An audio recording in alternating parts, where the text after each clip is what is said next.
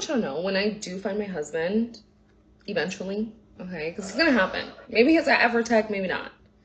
But okay, so the reason why I think he's at Afrotech is because I talked to a psychic a couple months ago, and she was saying that I would find my husband, or she didn't say husband, she said person, but I'm gonna find my husband through work, like at like a work event or something. And I'm like, well, I don't have work events, so it must be a conference. And I know my husband is Black, so it has to be Black conference, Afrotech.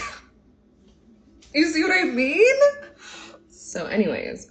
It is true that a lot of people will go to tech conferences and will not be in tech and not even be interested in tech. There's some weird things going on at these tech conferences and events. So I will go over a little bit about what it's like to be at a tech conference. It is a great opportunity for a lot of people to be able to meet more people that they would not be able to meet on a regular basis. So I have gone to many different tech events since 2018, and I really ramped up this year in 2024. And it was a great time to be able to go out, see more people interested in the same things. And I will give you guys a little bit of advice, is that if you're planning on going to these tech conferences, do not go into debt for them. I cannot stress that enough. It does not make sense for you to take out a loan to go to a tech conference. It does not make sense for you to do buy now, pay later for a tech conference, simply because that opens yourself up for risk. I remember I did a buy now, pay later one time, not for a tech conference, but what they'll do is if you miss just one payment of a buy now, pay later, you'll get charged an extreme amount of money for a fee. Like if you miss it like 1 to 2 days and you pay it like when you get paid, you'll get charged an extra fee. And that's what happens a lot of the time when people go to these conferences. They do offer for you to be able to do buy now, pay later. But if you are somebody who's just trying to get a job and you're not really interested in, the talks and stuff like that, you're going there specifically to get a job, then I'm going to tell you is that these conferences are good just to meet people, right? It can put you in the position to get a referral or meet more people, so that way you could potentially get a job, but it does not in itself lend to you getting a job. There are thousands, if not tens of thousands of people that attend a lot of these conferences, and you're expecting out of tens of thousands of people, let's say just 500 people are actually looking for a job and they're applying to the same jobs as you. Do you really think that the vendors or the sponsors are really trying to hire 500 people? It's a lot of people who are all applying to jobs.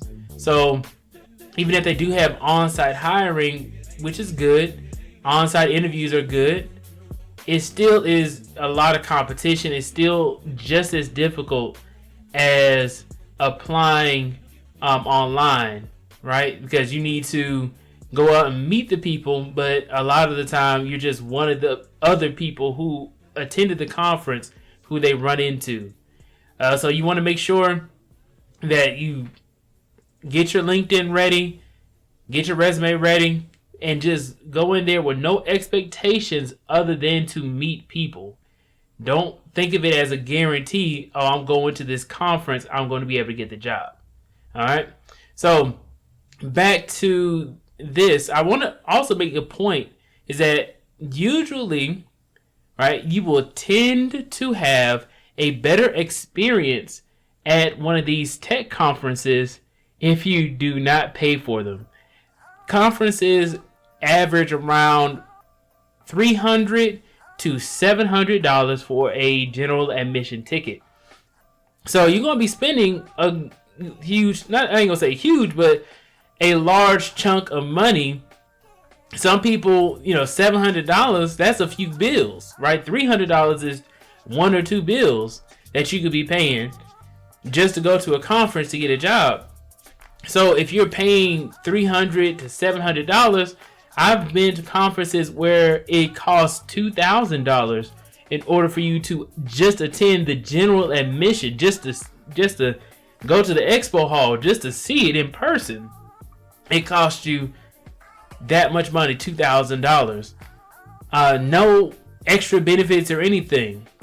But the thing that makes it better is that if you do not pay for the conference, and what do I mean by that? I mean that you tend to have a better experience when you know somebody who can give you a community partner, sponsor, or even if you are a speaker, if you get a ticket and you have like an elevated respect or access, that will yield you having a better experience.